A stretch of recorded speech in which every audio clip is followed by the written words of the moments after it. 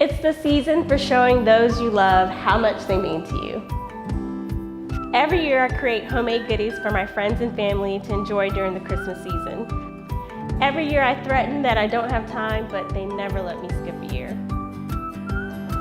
It really is a special time for me to pull out my grandmother's KitchenAid mixer and all her recipes and just make every sweet dish that I know my kids and my family are gonna love. Today I'm at Proof of the Pudding to learn a few new recipes and also share some tips on how you can package your sweet treats for gifts this year. So when you're making your gift boxes or your gift bags to give as gifts, you want to make sure that they're just as pretty as the desserts that you're packaging.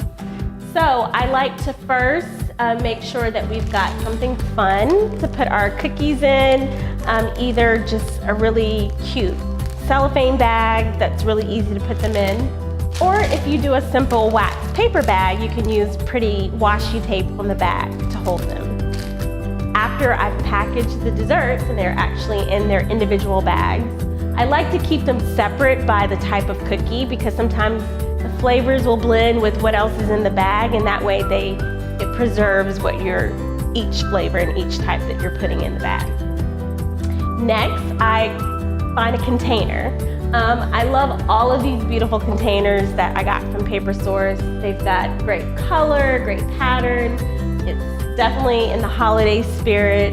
And it's something that, especially the boxes, that the person that gets the gift might be able to use for another purpose. So I have my cookies in the pretty bag and it's sealed, and then I'll usually put some tissue paper inside the box. It's really simple but really fun and pretty to hand out as gifts, and I think who doesn't love getting a sweet treat for the holidays? I hope you have a wonderful holiday season, and until next time, remember to dream, love, and celebrate life.